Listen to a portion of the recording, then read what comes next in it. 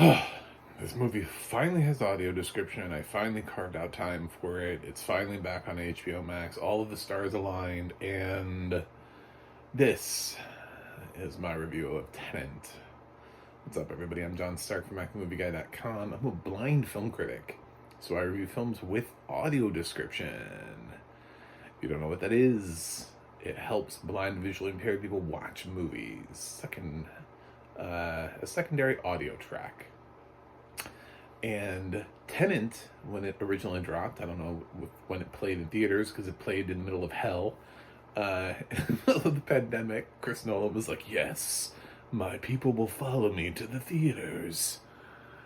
I mean, like, probably more than some other films. So, sure. But probably not as much as he had hoped. Or necessarily as much as the studio had hoped. Tenet slightly underperformed at the box office. I'll be nice. And then it wound up on HBO Max because we have really short windows. However, when it wound up on HBO Max was still trying to figure out. It's relatively somewhat new, and it was trying to figure out audio description, and it did not put audio description on Tenant. Motherfuckers. Fuck them. I don't know if it had it in theaters again, but I also noticed when I went to check out like a VOD version on iTunes, it didn't have it on there either. So I couldn't even rent it. However, now it does. I noticed when Tenant floated back around after disappearing from HBO Max, suddenly it came back up in my, I don't know, what they call it, like recently added or something, about a couple months ago, and I put it in my library.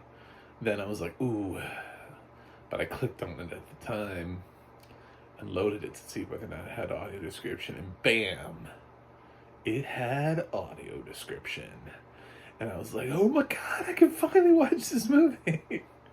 I'm a big fan of Christopher Nolan, but I knew from everything I'd heard about Tenet, there's absolutely no way I was going to understand that film without audio description. You know what? I watched the damn film with audio description, and I still don't know that I understand the film. I feel like I could have watched that film with sight and still not understood completely what that film was trying to do or say. Wow. What a bizarre film. This is like, I feel like this is Chris Nolan really testing, his boundaries as a director. It's interesting to think that he waited this long to try to do so. I think maybe he has been a couple of times. He's tried to do something really sort of outside the box. And we've gone along for the ride because he's succeeded. He succeeded with Inception, which when you think about like what it is conceptually, it's an odd film, and it's kind of hard to explain, and it feels like, how did you come up with this? And then he succeeded for most people. I know some people who don't like Interstellar, but he succeeded for most people with Interstellar, which also has a plot that's a little like, where did this come from? Who are you? And then he just kind of, I don't know, dropped acid and did Tenet. I don't know what else to tell you. This is so indulgent. It's so, I mean, I make fun of Damien Chazelle for being given the keys to the kingdom for Babylon, or, you can look at other directors, Darren Aronofsky for The Fountain. I mean, when they just get to, they're like, what? Somebody gave me a ton of money and I can do whatever I want? and then they just go and they do it. And this thing, sometimes it works. And now I realize that Chris Nolan's already done that twice. And it worked both times. And the third time, he just kind of went all out. I don't even know if there is a coherent plot here. Wow. So, to try to explain it in plain terms, John David Washington plays the protagonist. That's his name. his character, because reasons, I don't know even how to explain this. The film deals a lot with time. Not really time travel, sort of time travel. Like the perception of time and moving backwards or forwards through it and being like slightly in the future, slightly in the past. It's it's so you end up having interactions with people, but you may have already had them, or somebody had an interaction, or you jumped ahead to somebody and then had an interaction. It's so fucking confusing. I swear to God, I don't know how to describe this film to you. They're trying to find this very specific thing. They're trying to keep this thing away from the bad guys, and there's some really cool set pieces here. There are set pieces where things are happening, and some things are moving forward in time while other things are moving backwards in time. So I get an audio description about how some things are like running backwards while another guy's running forwards. And I'm like, that looks really dope. I can visualize that, and it looks cool as shit. The ending kind of blew my mind. I was just like, I don't have another. And because at the end, Robert Pattinson just kind of like mansplains it to John David Washington. He's like, here it is. This is it. And John David Washington was like, I didn't even understand what the fuck I was in. I don't even understand this. You're telling me that?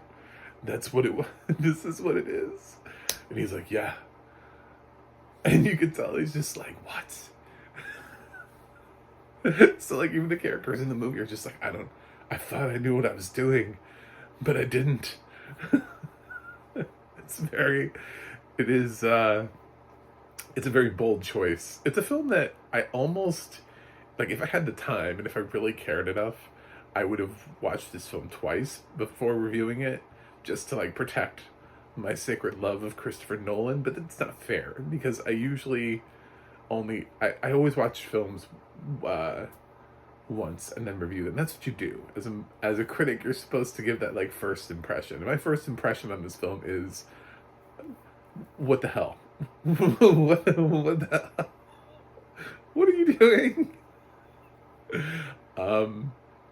That's my first impression on the film. I know I need to watch this again. There were things I didn't pick up on. There were things that were constantly, I didn't realize this was going to be this big of a challenge to get a grasp on. At the very beginning, it's very confusing, because also for someone like me who works a lot based off of actor names, at the very beginning when it was describing people based on what they looked like, I was like, are any of these people John David Washington? Do I need to know? Do I need to know who is Robert Pattinson in this scene? Like, who's in the scene? Because they're like, the man with the beard, the dark-haired man. I'm like, God damn it. Give people names. So, yeah, that's, I mean, I love me some Jedidiah Barton audio description, and I have a feeling that after hearing John David Washington described as the protagonist for the duration of the film, I understand that he could not just give you a name for characters. I get that. So I get it's just the style. It's what Christopher Nolan came up with. But oh my God, it made my life so much harder. I was like, who are these people? What is going on? Who am I following? Luckily, I didn't think John David Washington... It's hard because there isn't a whole lot of dialogue up at the top. It's a lot of action. Luckily, John David Washington sounds like his father. So it's almost impossible to not recognize his voice, because you're like, Denzel? No, that's not Denzel. Sounds like somebody doing a Denzel Washington oh, it's his son. Oh, okay. Because he sounds so close to his father nowadays. It's crazy. John David needs to do a Denzel Washington biopic. He'll win an Oscar. People will be like, it's uncanny how much I mean, why not? Ice Cube's kid played him in a movie. Why wouldn't John David Washington play Denzel in a movie? Let's just do a Denzel biopic, you know? People would watch that. Um, yeah, this is a weird film. I'm a Christopher Nolan loyalist. I like everything but Following. Following is the one thing where it's like, I see what you're trying to do here, and I see why Hollywood gave you a shot. I do not like this movie. Not a fan. I do not need to be following. For me, Christopher Nolan took off with Memento, and I have either loved, enjoyed, or respected everything since then, except Tenant. Tenant is the one thing where I'm like, I kind of respect it. Like, I think it's a bit much. I think Nolan came up with a really cool idea, and he's been told so many times, yes, absolutely yes. I remember when he was supposed to be shepherding the DC films. They brought him in sort of as like a godfather for Zack Snyder. I don't think really he did anything for Zack Snyder, because I couldn't tell when Nolan came in that there was any sort of oversight from Nolan. I think Nolan probably they just brought Nolan in so that people would feel better. They'd be like, "Oh, but Christopher Nolan's..." Yeah, no, I don't think he ever did anything. I think he just allowed his name to be used. So yeah, that's it. This is Tenant. The performances are whatever. This film is not about performances. So for anybody who's like, "Oh, John David Washington robbed of an Oscar," no, he wasn't. This film is about the concept. This film is about Christopher Nolan getting to do some cool visual effects. It does have a really cool score. I'll say that. I can't remember if Tenant was or was not nominated and what it was nominated for, but I would go for score, sound, and visual effects for sure, easily. And based on Christopher Nolan and the fact that he almost always grabs himself a great cinematographer, I would not be surprised at all if this film has great cinematography. That would not at all. Maybe production design. Other than that, I think that's where this film ends. So it's a big swing. Maybe it's a film that we'll grow to love over the years. I know people who weren't like crazy about Interstellar right away, and now it's like their favorite Christopher Nolan film. It's not mine, so I'm not saying that to try to get you guys like hooked on Interstellar. I like Interstellar. Remember I said there's films that I love, like, and respect. It's in like. I like it. So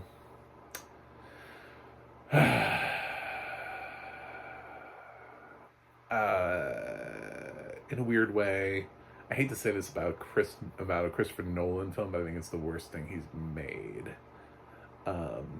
since Following. So it's tough for me. I'm not going to watch it again right away. I'm going to put a pin on it and try to watch it again later when I have a little bit more space away from it, instead of watching it right on top of itself like that, because I think I'd just be bored watching it back to back like that. But I'm going to give Tenant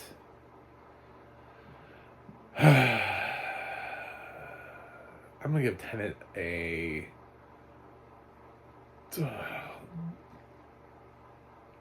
C plus. Yeah. Any other grade higher would be because Nolan is directing it. But if I don't think what he directed was good, then why would I? So anyway, could be also not helped by the fact that I have, lost one of my senses. Even with audio description, maybe this film is still difficult to follow.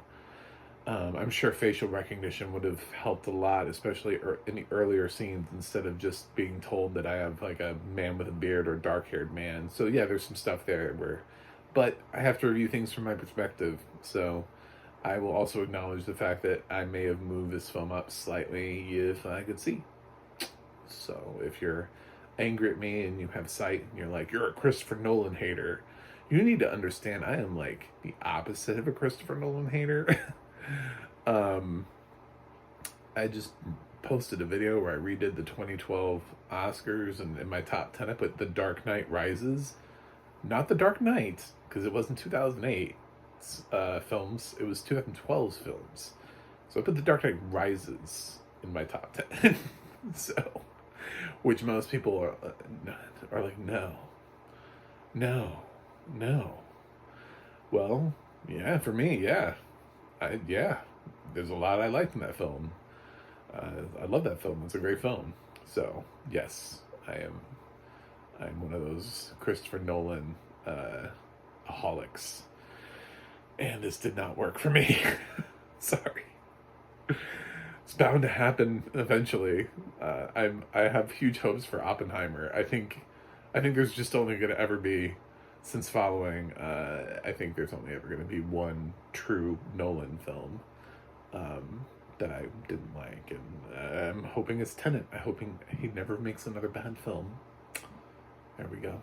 There's a Spielberg movie I don't like, so there you go. It happens to the best of them. There's a Scorsese movie I don't like. Yeah, there's some of the best directors. There's at least one movie where I'm like, yeah, I don't like that. Anyway, thanks for watching. Thanks for subscribing. I will. You can view my stuff on macmovieguy.com. You can go to the audio description project, adp.asp.org, and you can see what has audio description and where you can watch it, and you can go to the ADNA.org. That's the ADNA.org. It'll let you know what has audio, who's working on audio description, like Mr. Jedidiah Barton, who did the audio description here. You can look him up, see what else he's done. I'm just going to go ahead and let you know he's done a lot of things. He's one of my favorite narrators, easily. I love his voice. His voice is like butter in a film. He just comes in and I'm just like, oh, it's a Jedidiah Barton description. I'm going to be good. I'm good to go. And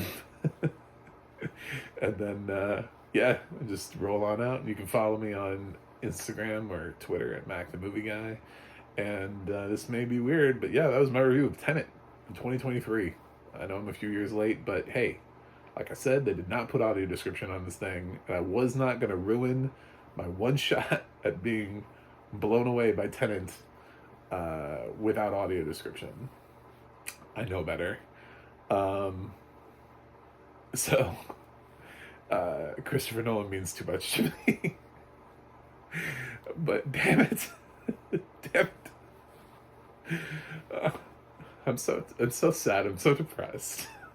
Anyway, thank you for watching, and I will review something else for you guys and see you on the other side.